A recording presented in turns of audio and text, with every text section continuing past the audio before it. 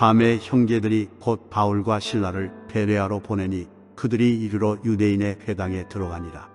베레아에 있는 사람들은 데살로니가에 있는 사람들보다 더 너그러워서 간절한 마음으로 말씀을 받고 이것이 그러한가 하여 날마다 성경을 상고하므로 그 중에 믿는 사람이 많고 또 헬라의 기부인과 남자가 적지 아니하나 데살로니가에 있는 유대인들은 바울이 하나님의 말씀을 베레아에서도 전하는 줄을 알고 거기도 가서 무리를 움직여 소동하게 하거늘 형제들이 곧 바울을 내보내어 바다까지 가게 하되 실라와 디모데는 아직 거기 머물더라.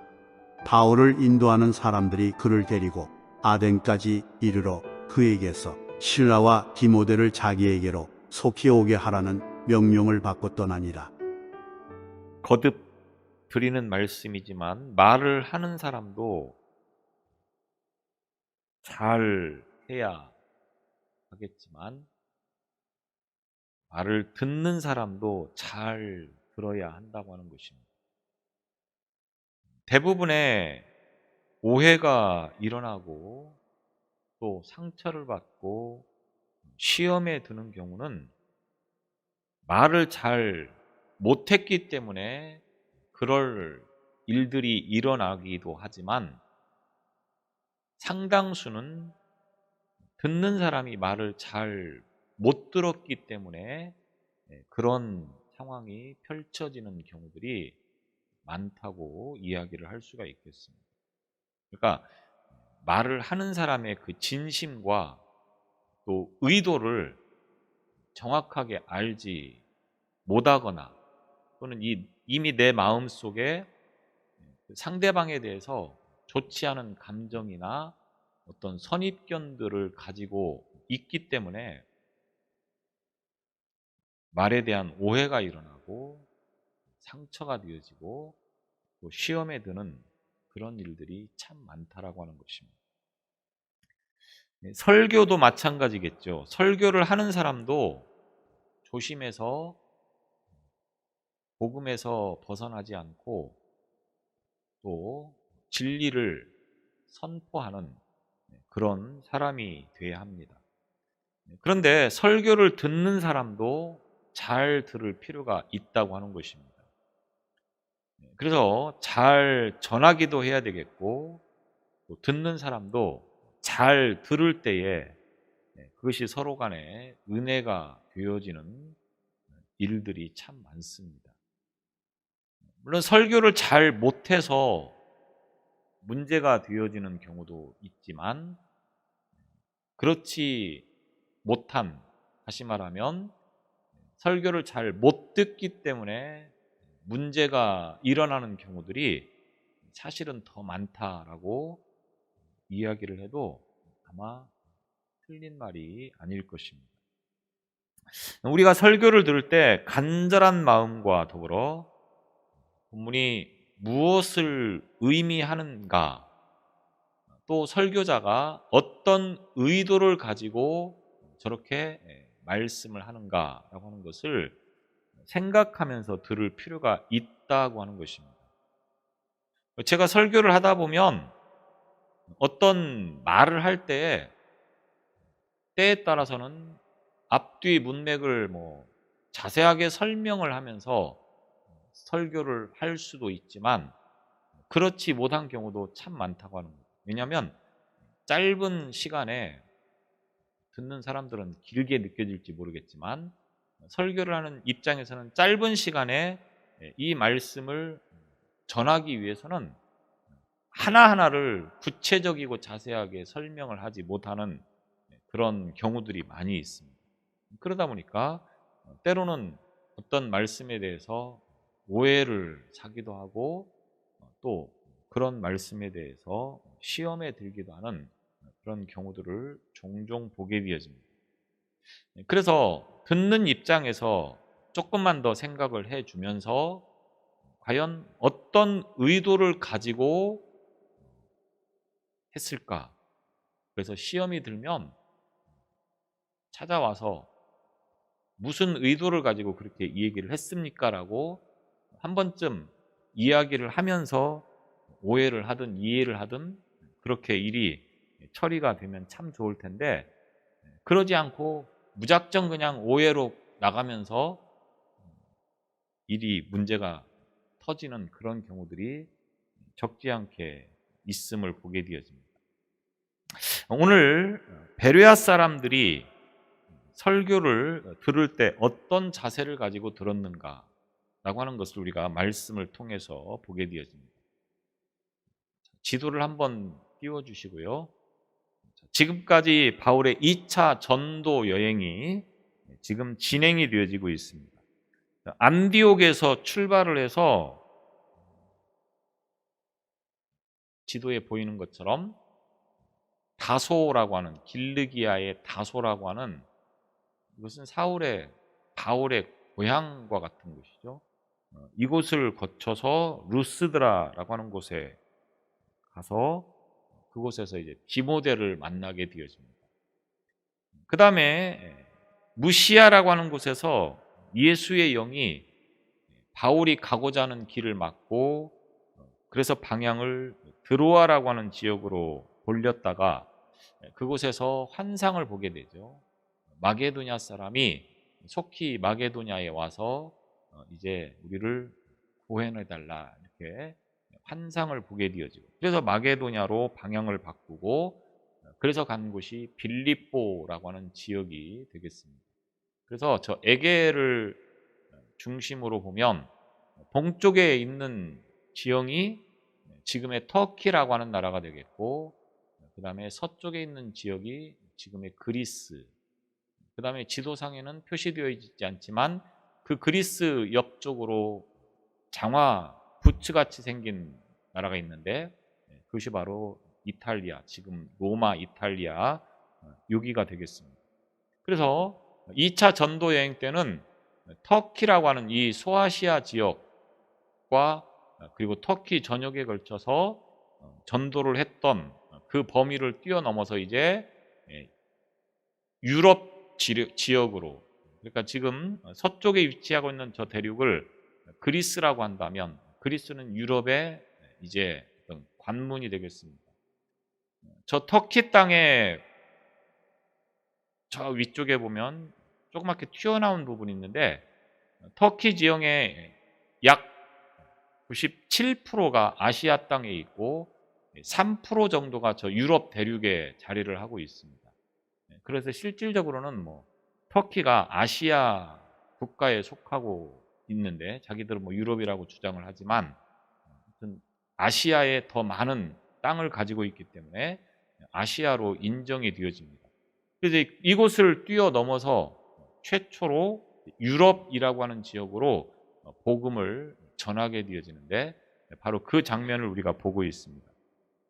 그래서 빌립보라고 하는 지역에서 전도를 하면서 그곳에서 옥고를 치르고 그러나 간신히 이제 데살로니가 지역으로 가게 되어졌고 지난주의 말씀처럼 저곳 데살로니가에서 전도를 하다가 다시금 위협을 느껴서 그곳을 떠나서 베레아라고 하는 지역으로 가게 되어집니다. 그래서 오늘 말씀이 바로 이 베레아에서 있었던 말씀이 되겠습니다. 데살로니가 지역이라고 하는 곳은 상당히 지형적으로나 여러 가지 면에서 중요한 거점과 같은 도시가 이 데살로니가 지역이 되어있는데 상대적으로 베레아는 그렇게 중요한 위치를 차지하고 있는 지형은 아니고 소규모의 어떤 도시가 되겠는데 아마도 위협으로부터 피신할 수 있는 곳을 찾아서 가다 보니까 아마도 이 베레아로 가지 않았는가라고 생각을 해볼 수가 있겠습니다. 이 데살로니가 지역의 교회가 어떤 교회였느냐? 우리가 데살로니가 전서를 보면 믿음의 역사와 사랑의 수고와 소망의 인내가 있는 교회다라고 데살로니가 전서 1장에 보면 그렇게 말씀을 하고 있습니다. 그래서 이곳에서 사역을 마치고 그리고 간 곳이 바로 오늘 본문에 등장하고 있는 베레아 지역이라고 하는 것입니다. 오늘 이 말씀에 보면 밤에 형제들이 곧 데살로니가에서 어떤 일이 있었습니까?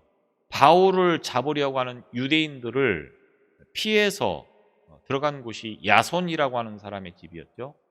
그런데 야손이 바울을 숨겨주는 바람에 바울은 다행히 발견되지 않았지만 야손과 그리고 다른 믿는 사람들이 이제 읍장에게 끌려가서 상당히 곤욕을 치르고 석방이 되어집니다. 그리고 9절에 보면 야손과 그 나머지 사람들에게 보석금을 받고 놓아주니라. 이렇게 이제 끝나면서 밤에 그 밤이 풀려난 그 밤을 의미하는지 아니면 시간이 지체되어서 조금 흐른 다음에 주어진 밤인지 분명하게 이제 표현이 되어지고 있지 않습니다. 그런데 여튼 상당히 긴박한 상황에서 이 바울 일행이 이 데살로니가를 떠나게 되어졌다고 하는 것을 표현하기 위해서 오늘 저자는 밤의 형제들이 곧이라고 하는 그런 표현을 쓴 것을 보게 되어집니다. 그래서 곧이라고 하는 단어를 통해서 결국 상당히 긴박한 그런 상황에서, 왜?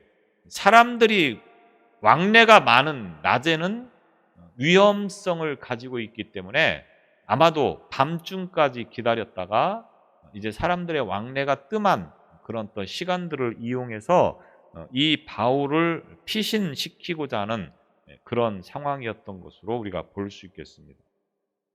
그래서 바울과 그리고 그 일행이 결국 밤에 데살로니가를 떠나서 베레아라고 하는 지역으로 가게 되었고, 그곳에서 이제 전도를 하게 되어지는 상황을 보게 되어집니다.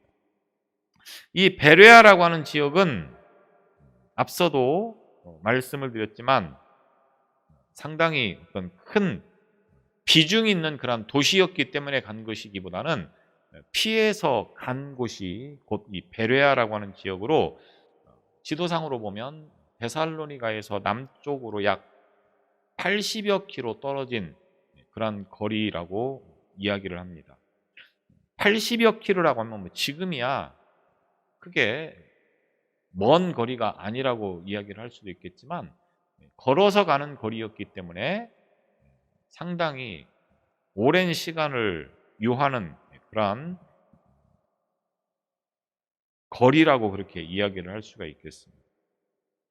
그래서 이제 이곳에 와서 가장 먼저 바울은 유대인의 회당을 찾아갔다고 하는 것입니다.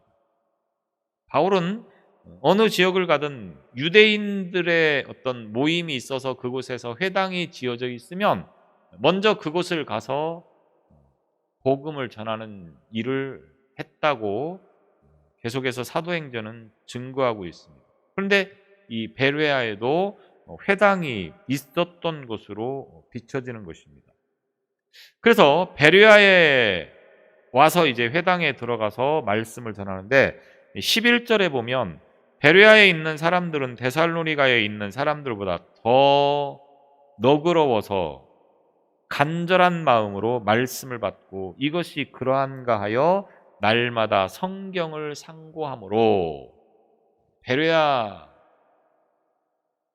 회당에 모여 있는 사람들을 이렇게 표현하고 있습니다. 그러니까 베레아 사람들이라고 표현한 것은 결국 베레아에 있는 유대인 회당에 모여 있는 유대인들, 물론 뭐 이방인들도 유대교로 개종을 해서 함께 그 회당의 모임에 참석하는 사람도 포함이 되어 있겠지만 주류는 역시 유대인들이었을 확률이 높다고 하는 것입니다. 그래서 데살로니가에 있는 유대인들보다는 이 베레아에 있는 유대인들이 더 너그러웠다, 이렇게 표현을 하고 있는 것입니다. 우리 예전에 보던 개역 성경에서는 신사적이었다 이렇게 표현을 하고 있는데 여기서는 너그러웠다 이렇게 표현을 하고 있습니다. 여기서 너그럽다고 하는 이 말은 고결하다 또는 뭐 고상하다 이런 뜻을 가지고 있겠습니다. 그래서 바울이 회당에서 만난 사람들이 바로 고결하고 고상한 성품을 가졌다라고 하는 것입니다. 그래서 교양이 있고 또 거칠지 않고 또 상당히 부드러운 어떤 그런 마음을 가지고 있는 사람들이다. 이렇게 표현을 하고 있습니다. 그래서 바울이 복음을 전할 때 그 사람들이 어떤 마음을 가지고 말씀을 듣고 있습니까? 간절한 마음으로 말씀을 받고 이것이 그러한가 하여 날마다 성경을 상고함으로 말씀을 듣는 태도가 어떻습니까? 간절한 마음으로, 그다음에 그러한가 하여 날마다 성경을 상고했다 이렇게 표현하고 있습니다. 편견이 없었다 이런 표현을 쓸 수도 있겠습니다. 그래서 한번 들어보자. 그런데 한번 들어보는데 그것을 건성으로 듣거나 또는 뭐 졸면서 들은 것이 아니고 매우 진지하고 간절하게 들었다라고 그렇게 표현을 하고.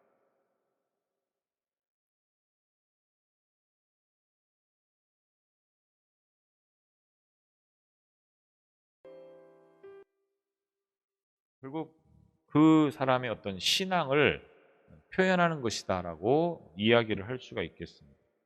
근데 베레아 사람들의 신앙이 이런 정도였다라고 하는 것입니다. 그런데 유대인들이었기 때문에 이미 말씀에 대한 어떤 그런 것들을 어느 정도 알고 있고 상당히 관심을 가지고 있는 사람들이었을 것입니다. 왜? 유대인들은 계속해서 말씀을 공부하고 그랬기 때문에 그런 그들에게 바울이 말씀을 전할 때에 그들이 간절한 마음으로 이제 말씀을 들었다라고 하고 있는 것입니다. 그러면서 그 말씀을 들으면서 이것이 그러한가 하여 날마다 성경을 상고했다 이렇게 말하고 있는데 이 말이 진짜인가 라는 생각을 가지고 말씀을 들었다고 하는 것입니다.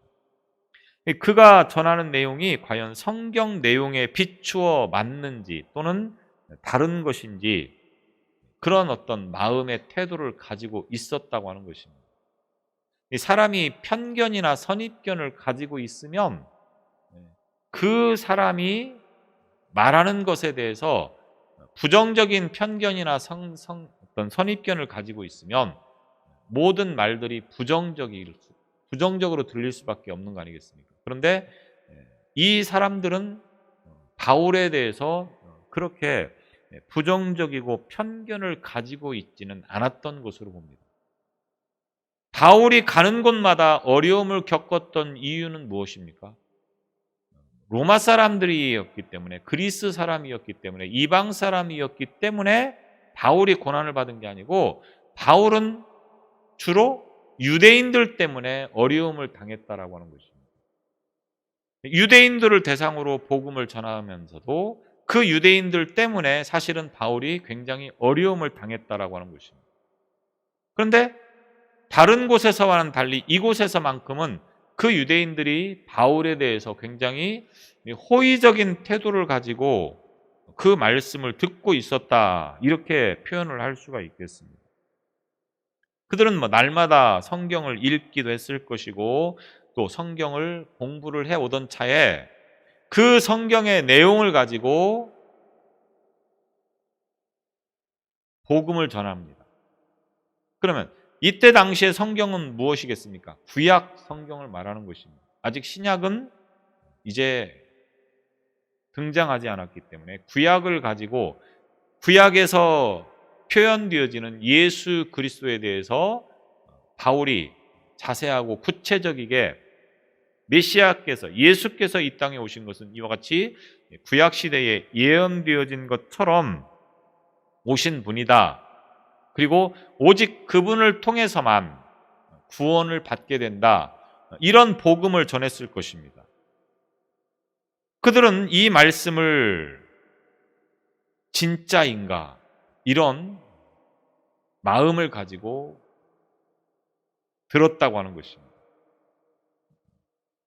그리고 상고했다 이렇게 말하고 있는데 이 상고하다 이 말은 곤란하다 또는 뭐 채를 쳐서 가려낸다 키질을 해서 알곡과 쭉정이를 구분을 하는 그런 작업을 하는 것처럼 채를 쳐서 이제 가려낸다, 키질을 한다, 뭐 이런 의미가 담겨져 있는 것입니다.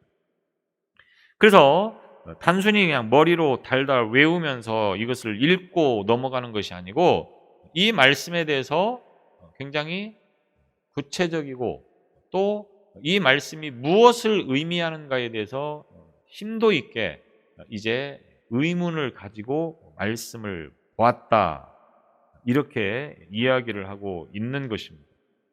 그래서 이와 같은 말씀들을 듣는 그러한 태도를 통하여서 어떤 결과가 일어나느냐, 12절에 보면 그 중에 믿는 사람이 많고 또 헬라의 귀부인과 남자가 적지 아니하나, 이렇게 말하고 있습니다. 우리 성경에는 그냥 그 중에 이렇게 표현하고 있는데 원문에 보면 그러므로라고 하는 접속사로 오늘 이 본문이 시작되어집니다. 우리 성경에는 이제 이 접속사가 빠져 있는데 그러므로 그 중에 믿는 사람이 많고 바울의 이 복음을 듣고 믿는 사람이 많아졌다, 이렇게 지금 말씀을 하고 있는 것입니다. 그래서 여기서 말씀을 듣고 또 그 말씀에 대해서 깊은 사모함을 가지고 진지하게 이제 그 말씀을 들을 때에 반응하는 그러한 결과를 우리가 이 말씀을 통해서 볼 수 있습니다. 이 같은 적극적이고 긍정적인 반응을 통하여서 이제 믿는 사람들이 많아지는데 그 가운데는 귀부인과 남자가 적지 아니하나, 헬라의 귀부인과 남자가 적지 아니하나, 이렇게 말하고 있습니다. 그래서 헬라의 귀부인과 남자들, 많은 이방인들이 역시 이 말씀을 듣고 구원의 어떤 길에 들어섰다, 이렇게 오늘 성경은 증거를 하고 있습니다. 그래서 바울이 로마서 1장 16절에 선언한 것처럼 헬라인뿐 아니라 이방 지역의 유대인들에게도 이제 계속해서 복음을 전했고, 그리고 그 결과 많은 사람들이 구원에 이르게 되었음을 말씀하고 있는 것입니다. 그러면서 13절에 데살로니가에 있는 유대인들은 바울이 하나님의 말씀을 베레아에서도 전하는 줄을 알고 거기도 가서 무리를 움직여 소동하게 하거늘, 바울이 베레아에서 복음을 전하고 있는데 데살로니가에서 이 바울을 잡아서 죽이려고 하던 사람들이 소식을 듣고 여기 베레아까지 쫓아왔다고 하는 것입니다. 그러니까 바울이 사울이었을 때 어땠습니까? 믿는 사람을 잡아들이고 죽이는 일을 위해서 다메섹이라고 하는 곳까지 갈 정도로 열성을 가지고 있었던 것처럼 유대인들이 지금 그런 모양새로 바울이 가는 곳마다 쫓아다니면서 죽이려고 하고 그를 이제 핍박하는 그런 장면을 이곳 베레아까지도 와서 지금 하고 있다라고 하는 것입니다. 그래서 불량배까지 동원을 해서 바울 일행을 잡으려고 했다고 하는 것입니다. 앞서 말씀을 드린 것처럼 80km 정도나 떨어진 베레아까지 쫓아와서 지금 이 일을 하고 있다. 그러나 본문에서는 베레아에 있는 유대인들이 그 소요에 가담했다고 하는 것을 언급하고 있는 말씀이 없습니다. 결국 이제 데살로니가에서 와서 이 바울 일행을 괴롭혔다, 이렇게 이야기를 한 것을 보게 되어집니다. 바울의 여정을 보면 이와 같은 일들이 계속 반복되는 것을 봅니다. 비시디아 안디옥과 이고니온의 유대인들이 루스라까지 쫓아와서 바울을 죽이려고 했을 때 그곳에서 피신해서 다른 지역으로 갔고, 바울이 어느 한 곳에서 오랫동안 머물러서 전도를 하기가 쉽지 않았던 겁니다. 왜? 많은 곳에 가서 복음을 전하고자 하는 그런 마음도 물론 있었겠지만 자신을 향하여서 핍박하는, 박해하는 무리들이 쫓아다니면서 이 바울을 괴롭히고 있었기 때문에 복음을 전하다가 이제 그 지역을 떠나서 다른 곳으로 갔다고 하는 거죠. 여기서 바울이 자신의 어떤 생명을 지키고자 자신의 어떤 안위를 위해서 그들을 피한 것이 아니고 아직은 해야 할 일이 있다고 생각을 했기 때문에 적당히 그것을 피하고 또 다른 곳으로 가서 복음을 전하는 것이라고 하는 겁니다. 바울을 위해서가 아니라 아직은 복음을 들어야 될 사람이 많이 있고 바울은 죽는 것을 두려워하지 않았습니다.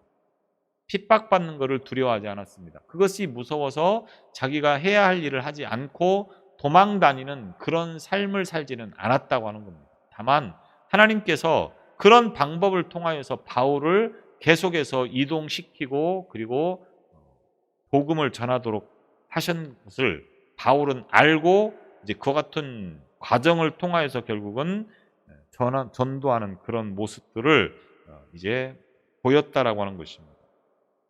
그런데 데살로니가에 와서 이 바울을 괴롭히는 사람들이 무리들을 움직여 소동하게 했다 이렇게 말하고 있습니다. 움직여 이 말은 바람이나 어떤 폭풍이나 물결 등에 의해서 심하게 움직이는 그런 움직임을 표현하는 말이 되기도 하겠지만 바람에 흔들리는 갈대를 묘사할 때 사용이 되어지기도 하고 또는 옥터가 지진에 의해 심하게 흔들리는 것을 묘사할 때도 이와 같은 단어를 쓰고 있음을 보게 되어집니다. 또 비유로 사람들의 마음을 본래의 평정한 상태로부터 흔들어서 심하게 요동케 하는 그런 표현을 쓸 때에도 이와 같이 움직여라고 하는 말을 썼다고 하는 것입니다. 그래서 사도행전 16장 26절에서 보면 옥터가 움직였다고 하지 않았습니까? 큰 지진이 일어나는 것처럼 하다가 옥터가 움직였다. 이 움직여라고 하는 단어가 여기서 쓰여졌고 또 사도행전 2장이나 데살로니가후서 2장에 보면 사람들의 마음을 움직였다라고 하는 표현을 쓸 때 역시 동일한 단어가 쓰였다고 하는 거죠. 그러면 오늘 이 본문에서는 어떤 의미로 쓰였겠습니까? 두 번째 표현한 것처럼 사람의 마음을 움직여서 그러니까 유대인들이 데살로니가로부터 와서 이 베레아에 있는 사람들의 마음을 움직여서 바울 일행을 박해를 하려고 하는 그런 장면을 지금 이렇게 표현을 하고 있다고 하는 것입니다. 그래서 어떤 성경에서는 이 말을 선동하여라는 말로 표현을 하고 있는 것입니다. 그래서 사람들을 선동해서 바울을 박해하려고 하는 그런 모습을 이렇게 표현을 하고 있는 것입니다. 결국 바울은 이 박해를 피하여서 또 다른 곳으로 떠날 수밖에 없는 상황을 이제 연출하게 되어집니다. 그래서 14절에 뭐라고 말합니까? 형제들이 곧 바울을 내보내어 형제들이 베레아에 있는 여러 성도들이 바울을 이제 이곳에서 도망을 치게 했다라고 하는 것입니다. 그래서 이 상황에서도 상당히 긴박함을 표현하기 위해서 형제들이 곧 사도행전의 저자인 누가는 이 같은 표현을 써서 상당한 긴박감을 이제 표현을 하고 있다라고 하는 것입니다.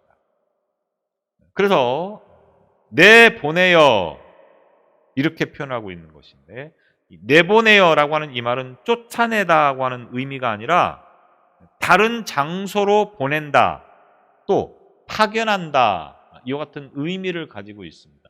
다른 곳으로 보낼 때 내보내다 또는 파견할 때 내보내다 이렇게 쓰여질 수 있다고 하는 것입니다. 사도행전 7장 12절이나 11장 22절에서는 보냄을 받은 그 사람들이 특별한 임무를 가지고 있었다고 하는 점에서 파견하다 라고 할 때 이 표현을 썼습니다. 파견하다. 누가 안디옥 교회가 바울과 바나바를 파견한다. 이렇게 쓸 때 쓰여지는 단어가 되겠고, 또 9장 30절에 보면 단순히 신변의 안전을 위해서 사람들을 떠나 보낼 때 역시 이 표현을 썼던 것입니다. 그래서 바울이 위협을 당할 때 사람들이 이 바울을 피신시키는 어떤 그런 의미로 쓰여질 때 역시 이 표현을 썼다고 하는 겁니다. 그러면 오늘 본문에서는 어떻습니까? 베레아 형제들이 바울로 하여금 복음 사역을 수행할 수 있도록 다른 곳으로 피신을 시키는 어떤 그런 형식을 이제 이와 같이 표현을 하고 있다고 하는 것입니다. 여기서 보면 실라와 디모데는 아직 거기 머물더라 이렇게 표현하고 있습니다. 그러니까 바울만 도망을 친 거죠. 피신을 시킨 거죠. 결국 이 데살로니가에 와서 바울을 죽이려고 했던 사람들은 바울만 죽이는 것, 바울만 쫓아다니는 것을 목적으로 하고 있었다고 하는 것입니다. 그래서 실라와 디모데는 그냥 이 베레아에 남아 있고, 그리고 바울만 피신을 시키게 되어집니다. 그런데 바다까지 가게 하되 이렇게 표현하고 있습니다. 바다까지라고 하는 이 말이 원문에 보면 바다처럼이라고 되어 있습니다. 그러니까 바다로 가는 것처럼 하여 이런 말이 되겠죠.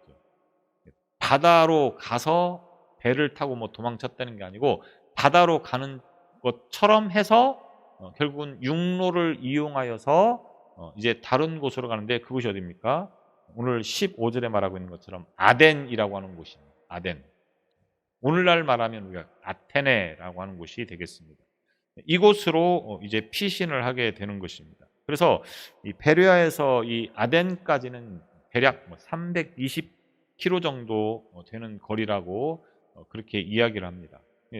바울이 이 아덴으로 이제 피신을 하면서 실라와 디모데를 그곳으로 보내라고 그렇게 말을 하면서 결국 이 아덴으로 가게 되었다, 이런 말을 하고 있는 것입니다. 그래서 바울은 이 베레아에서 비록 짧은 시간이었지만 신사적인 말씀에 대한 진지함을 가지고 간절한 마음을 가지고 말씀을 듣고자 하는 이 베레아 성도들을 향하여서 복음을 전하고, 그리고 이제 아덴이라고 하는 지역으로 가게 되었음을 보게 되어집니다. 중요한 것은 말씀을 듣는 태도, 말씀을 받아들이는 태도, 지역마다 사람마다 다 다르겠지만 어느 누구보다도 이 신약 교회에 있어서 상당히 긍정적인 모범적인 어떤 그런 말씀을 듣는 태도를 보인 교회가 바로 이 베레아 교회가 되겠습니다. 그래서 지금도 베레아라고 하는 이 이름을 쓰는 경우들이 있습니다. 이게 잘못돼서 이단에서 이제 쓰여지는 어떤 단어가 되어져 버려서 참 안타까운 그런 단어가 됐지만, 여튼 베레아 성도들은 말씀을 간절하게 또 진지하게 또 굉장히 집중력을 가지고 그 말씀을 이제 들음을 인하여서 놀라운 전도의 열매가 맺혔다고 하는 것을 보게 되었습니다. 오늘 우리가 베레아 교회처럼 하나님의 말씀을 듣는 자세가 좀 더 간절하고 또 그 말씀이 과연 하나님께서 어떤 의도를 가지고 하셨는가라고 하는 것에 대해서 더 연구하고자 하는 그런 마음을 가지고 나아갈 때에 오늘 베레아에서의 그 역사가 우리 가운데 나타나는 걸 믿고, 저와 여러분들 또한 하나님의 말씀을 더 간절히 듣기를 원하는 그런 믿음을 가지고 살 수 있기를 바랍니다. 기도하시겠습니다. 우리에게 베레아 성도들과 같은 마음을 허락하셔서 하나님의 말씀을 더욱더 간절하게 사모하게 하시고 그 말씀을 듣고 온전히 믿음의 길을 걸어갈 수 있는 삶이 되도록 인도하여 주옵소서. 예수님 이름으로 기도드리옵나이다.